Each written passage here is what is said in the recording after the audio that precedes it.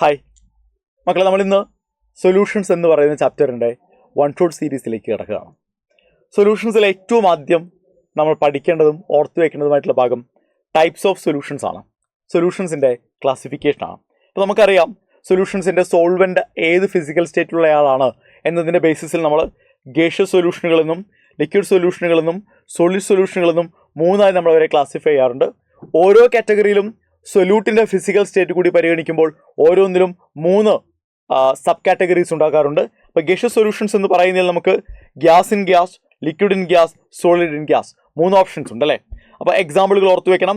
Gas in ഗ്യാസിന് എക്സാമ്പിളാണ് O2 N2, chloroform N2N എന്ന് പറയുന്നത് ലിക്വിഡ് ഗ്യാസിനാണ്. സോളിഡ് ഗ്യാസ് എന്ന് പറയുമ്പോൾ ക്യാംഫറും നൈട്രജനുമാണ്. ഓർത്ത് വയ്ക്കാൻ എളുപ്പത്തിന് 3ലും സോൾവെൻ്റ് നൈട്രജനാണ് എന്ന് ഓർത്ത് വെച്ചാൽ മതി. ലിക്വിഡ് സൊല്യൂഷൻസിലേക്ക് കിടക്കുമ്പോൾ ഗ്യാസ് ഇൻ ലിക്വിഡ് ഉണ്ട്, ലിക്വിഡ് ഇൻ ലിക്വിഡ് ഉണ്ട്, സോളിഡ് ഇൻ ലിക്വിഡിൻ്റെ എക്സാമ്പിളുകൾ കാണാം. Oxygen in water, ethanol in water and glucose in water. 3ൻ്റെയും എക്സാമ്പിളുകൾ കൊടുത്തിരിക്കുന്ന സോൾവെൻ്റ് വാട്ടറാണ്. ഓക്കെ, ഇനി സോളിഡ് സൊല്യൂഷൻസിലേക്ക് കിടക്കുമ്പോഴും ഇതേപോലെ തന്നെ 3 കാറ്റഗറി ഉണ്ട്.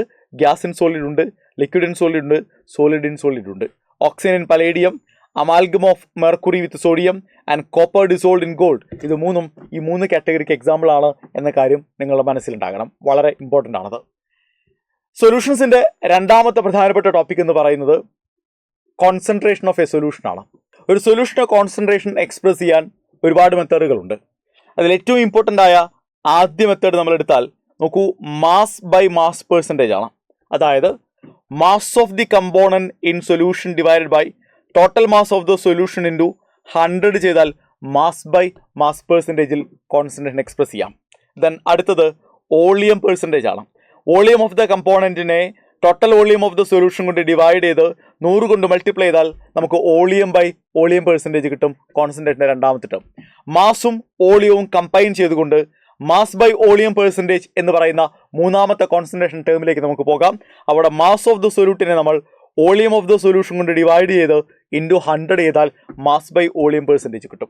ഓക്കെ, സോ ഈ 3 മെത്തേഡുകൾ കഴിഞ്ഞാൽ ഇനി നമ്മൾ നോക്കേണ്ടത് പാർട്സ് പെർ മില്യൺ ആണ്, PPM ആണ്. ട്രേസസ് ഓഫ് കമ്പോണൻറ്റ് മാത്രമേ ഉള്ളൂവെങ്കിൽ അവിടെയാണ് നമ്മൾ പാർട്സ് പെർ മില്യൺ എന്ന മെത്തേഡ് യൂസ് ചെയ്യുക. എങ്ങനെയാണ് നമ്മൾ പാർട്സ് പെർ മില്യൺ കാണുക? Number of parts of the component divided by total number of parts of the solution into 10⁶ ചെയ്താൽ PPM അല്ലെങ്കിൽ പാർട്സ് പെർ മില്യൺ നമുക്ക് കിട്ടും.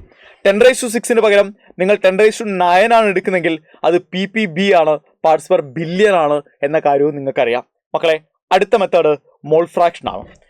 ഏത് കമ്പോണൻറ്റിൻ്റെ മോൾ ഫ്രാക്ഷൻ ആണോ കാണേണ്ടത് അതിൻ്റെ നമ്പർ ഓഫ് മോൾസിനെ ന്യൂമറേറ്ററിലും total number of moles of the സൊല്യൂഷനെ ഡിനോമിനേറ്ററിലും എടുത്താൽ നമുക്ക് മോൾ ഫ്രാക്ഷൻ എത്രയാണെന്ന് കിട്ടും. ഒരു ബൈനറി സൊല്യൂഷൻ്റെ കേസിൽ നമുക്കറിയാം, ഒരു ബൈനറി സൊല്യൂഷൻ്റെ കേസിൽ നമ്മൾ പഠിച്ചിട്ടുണ്ട്. എന്താണ് നമ്മൾ പഠിച്ചിട്ടുള്ളത്? 2 കമ്പോണൻറ്റുകളുടെയും മോൾ ഫ്രാക്ഷനുകളുടെ സം എന്ന് പറയുന്നത് യൂണിറ്റി ആയിരിക്കും. ഫോർ എക്സാമ്പിൾ AB എന്ന് പറയുന്ന 2 കമ്പോണൻറ്റുകൾ ഉണ്ടെങ്കിൽ AB എന്ന് പറയുന്ന 2 കമ്പോണൻറ്റുകൾ ഉണ്ടെങ്കിൽ ആ 2 കമ്പോണൻറ്റുകളുടെയും മോൾ ഫ്രാക്ഷനുകളുടെ സം നമ്മൾ എടുത്താൽ നോക്കൂ, Chi-A പ്ലസ് Chi-B എന്ന് പറയുന്നത് യൂണിറ്റി ആയിരിക്കും എന്ന് ഓർത്ത് വയ്ക്കുക. അടുത്തത് മൊളാലിറ്റി ആണ്. മൊളാലിറ്റി എന്ന് പറയുന്നത് 1 കിലോഗ്രാം സോൾവെന്റിൽ എത്ര മോൾ സൊല്യൂട്ട് ഉണ്ട് എന്നതിൻ്റെ കണക്കാണ്. അതായത് number of moles of the solute by mass of the solvent into 100നെയാണ് നമ്മൾ എന്ത് വിളിക്കുക? മൊളാലിറ്റി എന്ന് വിളിക്കുക. അവിടെ ഒരു പ്രശ്നമുണ്ട്. കാരണം ഇൻറ്റു 100 അല്ല, അത് ഇൻറ്റു 1000 ആണ് എന്ന് നിങ്ങൾക്കറിയാം. റെഡി അല്ലേ? മാസ് ഓഫ് ദ സോൾവെന്റ് നമ്മൾ എടുക്കുന്നത് ഗ്രാമിലാണെങ്കിൽ അത് ഇൻറ്റു 1000 ആണ്. ഇത് നമ്മൾ എടുക്കുന്നത് ഗ്രാമിലാണെങ്കിൽ ഇൻറ്റു 1000 ആണ് വരിക. അഥവാ നമുക്കിതിനെ ഇങ്ങനെയും എഴുതാം, W2 by M2 into 1000 by WA or W1 എന്നും എഴുതാം. റെഡി? ഇങ്ങനെയും നമുക്ക് മൊളാലിറ്റി കാൽക്കുലേറ്റ് ചെയ്യാം. മൊളാരിറ്റിയിലേക്ക് നമ്മൾ വരുമ്പോൾ 1 ലിറ്റർ സൊല്യൂഷനിൽ എത്ര മോൾ സൊല്യൂട്ട് ഉണ്ട് എന്നതിനെ കണക്കിനെയാണ് മൊളാരിറ്റി എന്ന് പറയുക. Number of moles of solute by volume of the solution in millilitre into 1000 ആണ് നമ്മൾ എടുക്കുക. അഥവാ W2 by M2 into 1000 by volume in millilitre. അപ്പോൾ എല്ലാ കോൺസെൻട്രേഷൻ ടേമുകളെയും നമ്മൾ അവിടെ പറഞ്ഞിട്ടുണ്ട്. നമ്മൾ നേരെ പോകുന്നത് സൊല്യൂബിലിറ്റിയിലേക്കാണ്. ഒരു തന്നിരിക്കുന്ന ഒരു പർട്ടിക്കുലർ എമൗണ്ട് ഓഫ് സോൾവെന്റിൽ എത്ര സൊല്യൂട്ട് ഡിസോൾവ് ചെയ്തിട്ടുണ്ട് എന്നതിനെയാണ് നമ്മളിതിൻ്റെ സൊല്യൂബിലിറ്റി എന്ന് പറയുക. സൊല്യൂബിലിറ്റി മക്കളെ, നമുക്ക് 2 തരം സൊല്യൂഷനുകളിലെ സൊല്യൂബിലിറ്റിയാണ് ചെക്ക് ചെയ്യേണ്ടത്. ഒന്ന് സോളിഡ് ഇൻ ലിക്വിഡിൻ്റെയും 2 ഗ്യാസ് ഇൻ ലിക്വിഡിൻ്റെയും. സോളിഡ് ഇൻ ലിക്വിഡിന്റെ സൊല്യൂബിലിറ്റി ചെക്ക് ചെയ്യുന്ന സമയത്ത് ടെമ്പറേച്ചറിന്റെ എഫക്റ്റ് നമ്മൾ എപ്പോഴും ഓർത്തു വെക്കേണ്ടതുണ്ട്. കാരണം ഡിസൊല്യൂഷൻ പ്രോസസ്സ് എൻഡോതെർമിക് ആകുന്ന കേസുകളിൽ ടെമ്പറേച്ചർ കൂടുമ്പോൾ സൊല്യൂബിലിറ്റി കൂടുകയും അതേസമയം ഡിസൊല്യൂഷൻ എക്സോതെർമിക് ആകുന്ന കേസുകളിൽ ടെമ്പറേച്ചർ കൂടുമ്പോൾ സൊല്യൂബിലിറ്റി കുറയുകയും ചെയ്യും. ഓക്കെ, പ്രഷറിന് സോളിഡ് ഇൻ ലിക്വിഡ് സൊല്യൂഷനുകളിൽ പ്രത്യേകിച്ച് വലിയ സിഗ്നിഫിക്കൻസ് ഒന്നുമില്ല എന്ന കാര്യം പ്രത്യേകം നമ്മൾ ഓർത്തു വെക്കുക. അതേസമയം ഗ്യാസ് ഇൻ ലിക്വിഡിലേക്ക് വരുമ്പോൾ ടെമ്പറേച്ചറിന്റെ എഫക്റ്റ് നമ്മൾ നോക്കിയാൽ മിക്കവാറും എല്ലാ കേസുകളിലും ടെമ്പറേച്ചർ കൂടുമ്പോൾ സൊല്യൂബിലിറ്റി കുറയുകയാണ് ചെയ്യുക. In case of gas in liquid അഥവാ ടെമ്പറേച്ചർ കുറയുമ്പോൾ സൊല്യൂബിലിറ്റി കൂടുകയാണ് ചെയ്യുക. ഓക്കെ, പ്രഷറിന്റെ എഫക്റ്റ് ആണ് നമ്മൾ പ്രത്യേകം എടുത്തു പറയേണ്ടത്. കാരണം മിക്കവാറും എല്ലാ ഗ്യാസ് ഇൻ ലിക്വിഡ് സൊല്യൂഷനുകളിലും പ്രഷർ കൂടുമ്പോഴെല്ലാം സൊല്യൂബിലിറ്റി കൂടും. അതിനെയാണ് നമ്മൾ ഹെൻറീസ് ലോ എന്ന പേരിൽ നമ്മൾ പറയുന്നത്. എന്താണ് ഹെൻറീസ് ലോയിൽ പറയുന്നത്? ഹെൻറീസ് ലോ പറയുന്നത് ഒരു ഗ്യാസിനെ ലിക്വിഡിൽ ഡിസോൾവ് ചെയ്യാൻ ശ്രമിക്കുമ്പോഴെല്ലാം ഗ്യാസിന്റെ പാർഷ്യൽ പ്രഷർ കൂടുന്തോറും ആ ഗ്യാസിന്റെ സൊല്യൂഷനിലെ മോൾ ഫ്രാക്ഷൻ സൊല്യൂബിലിറ്റി കൂടും. അഥവാ P = KH × Chi. P എന്ന് പറയുന്ന പാർഷ്യൽ പ്രഷറാണ്, KH is Henry's law constant and Chi എന്ന് പറയുന്നത് മോൾ ഫ്രാക്ഷൻ ആണ്. അതാണ് സൊല്യൂബിലിറ്റിയെ സൂചിപ്പിക്കുന്നത്. അവിടെ പഠിച്ചിട്ടുള്ള വളരെ പ്രധാനപ്പെട്ട ഒരു സംഗതി എന്ന് പറയുന്നത് എന്തായിരുന്നു മക്കളെ? സൊല്യൂബിലിറ്റി എന്ന് പറയുന്നത് KH-ന് ഇൻവേഴ്സ്ലി പ്രൊപ്പോർഷണൽ ആണ് എന്ന കാര്യം മറന്നു പോകരുത്. റെഡി? ഓക്കെ, ഹെൻറീസ് ലോ കഴിഞ്ഞാൽ നേരെ നമ്മൾ പഠിക്കേണ്ടത് റൗൾസ് ലോ ആണ്. ഏതൊരു സൊല്യൂഷനിലാണെങ്കിലും അതിലെ വോളറ്റൈൽ കമ്പോണന്റുകളുടെ വേപ്പർ പ്രഷർ എന്ന് പറയുന്നത് ആ കമ്പോണന്റിന്റെ മോൾ ഫ്രാക്ഷൻ ഡയറക്ട്ലി പ്രൊപ്പോർഷണൽ ആണ് എന്ന് പറയുന്ന റൗൾസ് ലോ. റൗൾസ് ലോ നമ്മൾ മാത്തമാറ്റിക്കലി എഴുതുന്ന സമയത്ത് നമുക്കറിയാം PA or P1 = P01 × Chi1 എന്നും P2 = P02 × Chi2 എന്നും നമ്മൾ എഴുതും mathematically. Or P total is equal to P1 plus P2 or otherwise it is equal to P01 Chi1 plus P02 Chi2 എന്ന് നമ്മൾ എഴുതും. ഇനി റൗൾസ് ലോയിൽ നിന്ന് മുന്നോട്ട് പോകുമ്പോഴാണ് റൗൾസ് ലോ അനുസരിക്കുന്നതും അനുസരിക്കാത്തതുമായ സൊല്യൂഷനുകളെ നമ്മൾ കണ്ടുമുട്ടിയത്. റൗൾസ് ലോ അനുസരിക്കുന്ന സൊല്യൂഷനുകളെ ഐഡിയൽ സൊല്യൂഷനുകൾ എന്ന് വിളിക്കുകയും അവരുടെ പ്രത്യേകതകൾ എന്തൊക്കെയാണ് എന്ന് കൃത്യമായിട്ട് ഓർത്തു വെക്കുകയും വേണം എന്ന് നമ്മൾ പറഞ്ഞിട്ടുണ്ട്. അതായത് ΔH ഓഫ് മിക്സിങ്ങും ΔV ഓഫ് മിക്സിങ്ങും 0 ആണ് എന്നുള്ള കാര്യം. മോളിക്കുലർ ലെവൽ ഇന്ററാക്ഷൻ നമ്മൾ നോക്കുമ്പോൾ സോൾവെന്റ് ഇന്ററാക്ഷനും സൊല്യൂട്ട് ഇന്ററാക്ഷനും സോൾവെന്റ് ഇന്ററാക്ഷന് ആൾമോസ്റ്റ് ഈക്വൽ ആയിരിക്കും എന്നുള്ള കാര്യം. ആൻഡ് എക്സാമ്പിളുകളടക്കം N-ഹെക്സേനും N-ഹെപ്റ്റീനും അടങ്ങുന്ന സൊല്യൂഷൻ, എഥൈൽ ബ്രോമൈഡും എഥൈൽ ക്ലോറൈഡും അടങ്ങുന്ന സൊല്യൂഷൻ, ക്ലോറോബെൻസിന്റെയും ബ്രോമോബെൻസിന്റെയും സൊല്യൂഷൻ, ഇവരെല്ലാവരും ഐഡിയൽ സൊല്യൂഷൻസ് ആണ്. നോൺ ഐഡിയൽ എന്ന് പറയുമ്പോൾ അവിടെ മക്കളെ 2 കാറ്റഗറി ഉണ്ട്. റൗൾസ് ലോയിൽ നിന്ന് പോസിറ്റീവ് ഡീവിയേഷൻ കാണിക്കുന്നവരുമുണ്ട്, റൗൾസ് ലോയിൽ നിന്ന് നെഗറ്റീവ് ഡീവിയേഷൻ കാണിക്കുന്നവരുമുണ്ട്. രണ്ടുപേരുടെയും സ്പെഷ്യാലിറ്റി നമുക്കറിയാം. ΔH ഓഫ് മിക്സിങ്ങും ΔV ഓഫ് മിക്സിങ്ങും >0 ആണെങ്കിൽ പോസിറ്റീവ് ഡീവിയേഷൻ ആണ് എന്നും <0 ആണെങ്കിൽ നെഗറ്റീവ് ഡീവിയേഷൻ ആണെന്നും നമുക്ക് ഓർത്തു വെക്കാൻ പറ്റും. അതുപോലെ തന്നെ സോൾവെന്റ് ഇന്ററാക്ഷനും സൊല്യൂട്ട് ഇന്ററാക്ഷനും സൊല്യൂട്ട് ഇന്ററാക്ഷനേക്കാൾ കൂടുതലായിരിക്കും പോസിറ്റീവിൽ. അതേസമയം സോൾവെന്റും സൊല്യൂട്ടും സോൾവെന്റിനേക്കാൾ കുറവായിരിക്കും നെഗറ്റീവിൽ. എക്സാമ്പിളുകൾ അസറ്റോണും എത്തനോളും, വെള്ളവും എത്തനോളും, കാർബൺ ടെട്രാക്ലോറൈഡും ക്ലോറോഫോമും എത്തനോളും, അസറ്റോണും കാർബൺ ഡൈസൾഫൈഡും അസറ്റോണും ബെൻസീനും ഒക്കെ പോസിറ്റീവ് ഡീവിയേഷൻ കാണിക്കുന്നവരാണെങ്കിൽ മക്കളെ ഹൈഡ്രോക്ലോറിക് ആസിഡും വെള്ളവും, നൈട്രിക് ആസിഡും വെള്ളവും, സൾഫ്യൂരിക് ആസിഡും വെള്ളവും, അസറ്റോണും ക്ലോറോഫോമും നൈട്രിക് ആസിഡും ക്ലോറോഫോമും, ബെൻസീനും ക്ലോറോഫോമും, പിരിഡിനും ഗ്ലേഷ്യൽ അസറ്റിക് ആസിഡും ഒക്കെ അടങ്ങുന്ന സൊല്യൂഷനുകൾ നെഗറ്റീവ് ഡീവിയേഷനാണ് പ്രധാനമായും കാണിക്കുക. പോസിറ്റീവ് നെഗറ്റീവ് ഡീവിയേഷനുകൾ പറയുമ്പോഴെല്ലാം നമ്മൾ പറയേണ്ട ടേമാണ് അസിയോട്രോപ്പ് എന്ന് പറയുന്നത്. അതായത് കോൺസ്റ്റന്റ് ബോയിലിംഗ് അസിയോട്രോപ്പ്. ഒരു സൊല്യൂഷനിലെ കമ്പോണന്റുകളെല്ലാം ഒരേ ടെമ്പറേച്ചറിൽ ബോയിൽഡ് ആവുകയാണെങ്കിൽ, അതായത് ലിക്വിഡ് ഫേസിലും വേപ്പർ ഫേസിലും കമ്പോണന്റുകൾ സെയിം ആണ്, കോൺസ്റ്റന്റ് ആവുകയാണെങ്കിൽ, മാറ്റമില്ലാതെ തുടരുകയാണെങ്കിൽ അത്തരം മിക്സറുകളെയാണ് നമ്മൾ അസിയോട്രോപ്പുകൾ എന്ന് വിളിക്കുക. അസിയോട്രോപ്പുകൾ 2 തരത്തിലുണ്ട്. മിനിമം ബോയിലിംഗ് അസിയോട്രോപ്പുകളുമുണ്ട്, മാക്സിമം ബോയിലിംഗ് അസിയോട്രോപ്പുകളുമുണ്ട്. മിനിമം ബോയിലിംഗ് അസിയോട്രോപ്പുകൾ എന്ന് പറയുന്നത് ഐഡിയാലിറ്റിയിൽ നിന്ന്, റൗൾസ് ലോയിൽ നിന്ന് ലാർജ് പോസിറ്റീവ് ഡീവിയേഷൻ കാണിക്കുന്നവരാണ് മിനിമം ബോയിലിംഗ് അസിയോട്രോപ്പുകൾ. എത്തനോളും വെള്ളവും ചേർന്ന മിക്സോ അതിന് ഏറ്റവും ബെസ്റ്റ് എക്സാമ്പിൾ ആണ്.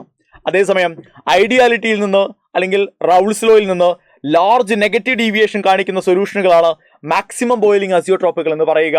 ആൻഡ് അതിന് എക്സാമ്പിൾ ആണ് നൈട്രിക് ആസിഡും വെള്ളവും ചേർന്ന മിക്സോ. സോ അസിയോട്രോപ്പുകൾ വളരെ പ്രധാനപ്പെട്ടതാണ് എന്ന കാര്യം മറന്നു പോകരുത്. അങ്ങനെ നമ്മൾ മുന്നോട്ട് പോകുമ്പോഴാണ് സൊല്യൂഷൻസ് എന്ന് പറയുന്ന ചാപ്റ്ററിലെ ഏറ്റവും കൂടുതൽ ന്യൂമറിക്കലുകൾ സ്ഥിരം ചോദിക്കുന്ന ഒരു ടോപ്പിക്കിലേക്ക് നമ്മൾ എത്തിപ്പെടുക. മറ്റൊന്നുമല്ല, colligative property.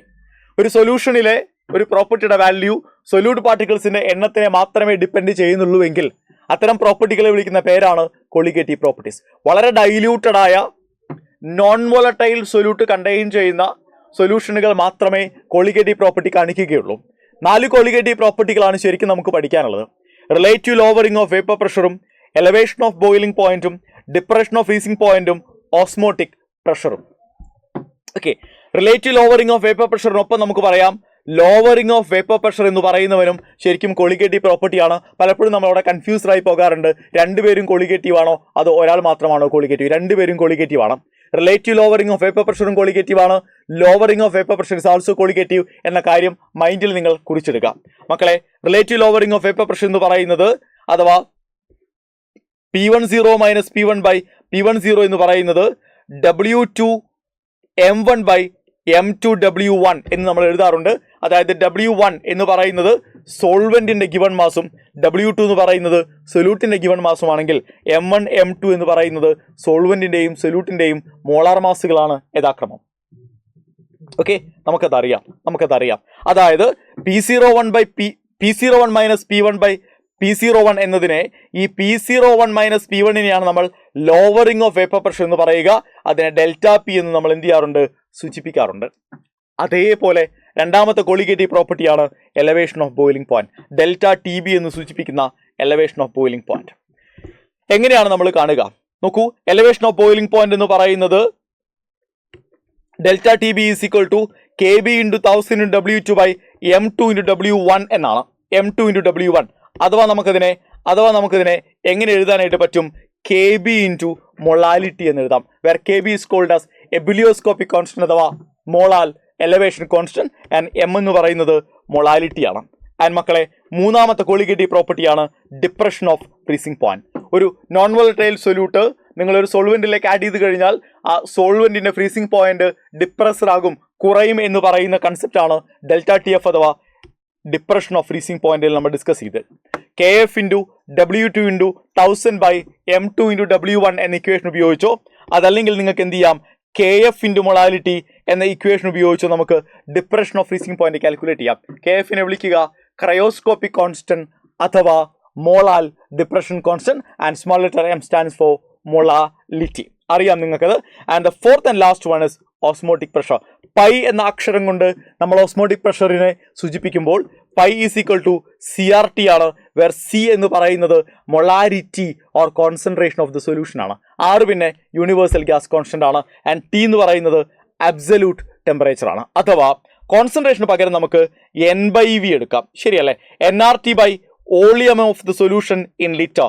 Volume of the solution in litre അഥവാ നമ്പർ ഓഫ് മോൾസിന് പകരം W2 ബൈ M2 എടുത്താൽ W2RT by volume of the solution in litre എന്ന് എഴുതിയാലും അത് ഓസ്മോട്ടിക് പ്രഷറിനെ തന്നെയാണ് സൂചിപ്പിക്കുക. ക്ലിയർ ആണല്ലോ? സോ കൊളിഗേറ്റീവ് പ്രോപ്പർട്ടികളുടെ അവസാന ഭാഗത്തേക്ക് നമ്മൾ പോകുന്ന സമയത്ത് നമുക്ക് മനസ്സിലാകും നമ്മൾ കൊളിഗേറ്റീവ് പ്രോപ്പർട്ടികൾ ഉപയോഗിച്ചുകൊണ്ട് കാൽക്കുലേറ്റ് ചെയ്യുന്ന മോളാർ മാസ് ഓഫ് സൊല്യൂട്ട് പലപ്പോഴും കറക്റ്റ് ആയിക്കൊള്ളണം എന്നില്ല, പലപ്പോഴും നോർമൽ മോളാർ മാസ് ആയിക്കൊള്ളണം എന്നില്ല, പലപ്പോഴും നമുക്ക് കിട്ടുക അബ്നോർമൽ മോളാർ മാസ് ആണ്. അവിടെയാണ് നമ്മൾ വാൻ ഹോഫ് ഫാക്ടർ എന്ന് പറയുന്ന ടേം ഇൻട്രൊഡ്യൂസ് ചെയ്യുന്നത്. അതായത് നമ്മുടെ സൊല്യൂട്ട് എത്രത്തോളം ഡിസോസിയേറ്റ് ചെയ്യുന്നുണ്ട്, എത്രത്തോളം അസോസിയേറ്റ് ചെയ്യുന്നുണ്ട്, അതിനനുസരിച്ച് നമ്മൾ എന്ത് ചെയ്യണം? ഈ പറഞ്ഞ കൊളിഗേറ്റീവ് പ്രോപ്പർട്ടികളിലെല്ലാം നമ്മൾ കറക്ഷൻ ടേം ആഡ് ചെയ്യേണ്ടതുണ്ട്. റെഡി അല്ലേ? ആ കറക്ഷൻ ടേമിനെയാണ് നമ്മൾ വാൻ ഹോഫ് ഫാക്ടർ I എന്ന് പറയുക. എങ്ങനെയാണ് I കാണുക? ഒന്നുകിൽ നമുക്ക് പറയാം number of particles after association or dissociation divided by number of particle taken. അതല്ലെങ്കിൽ നമുക്ക് പറയാം എന്ത്? Abnormal colligative property by normal colligative property. അതുമല്ലെങ്കിൽ പറയാം normal molar mass by abnormal molecular mass. Ready? ഇങ്ങനെ നമുക്ക് കിട്ടുന്ന വാൻ ഹോഫ് ഫാക്ടർ ഉപയോഗിച്ചുകൊണ്ട് 4 കൊളിഗേറ്റീവ് പ്രോപ്പർട്ടികളിൽ നമ്മൾ എന്ത് ചെയ്യേണ്ടതുണ്ട്? മാറ്റം വരുത്തേണ്ടതുണ്ട്.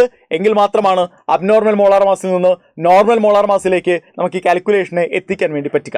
എങ്ങനെയാണ് നമ്മൾ മാറ്റങ്ങൾ വരുത്തുക? നമുക്കറിയാം ഡെൽറ്റ പി ബൈ P01 എന്ന് പറയുന്നത് I ഇൻറ്റു കൈ ബി എന്നാക്കേണ്ടി വരും. RHS പാർട്ടിൽ വാൻ ഹോഫ് ഫാക്ടർ കൊണ്ട് നമ്മൾ മൾട്ടിപ്ലൈ ചെയ്യേണ്ടി വരും.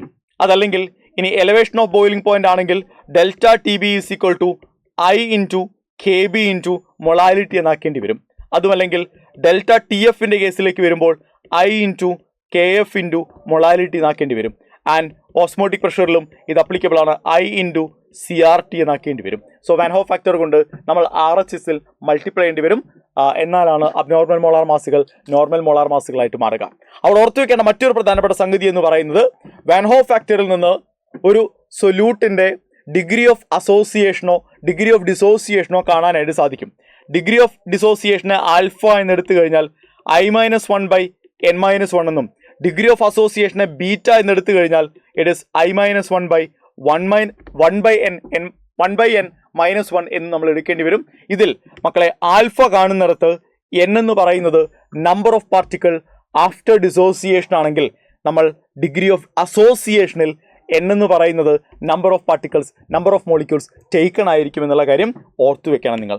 സോ ഇത്രയും കാര്യങ്ങളാണ് ശരിക്കും നമുക്ക് സൊല്യൂഷൻസ് എന്ന് പറയുന്ന പാഠത്തിൻ്റെ വൺ ഷോട്ട് സീരീസിൽ ഡിസ്കസ് ചെയ്യാനുള്ളത്. എല്ലാ ഏരിയകളും നമ്മൾ ടച്ച് ചെയ്തിട്ടുണ്ട്. അടിപൊളിയായിട്ട് പഠിക്കുക. All the very best.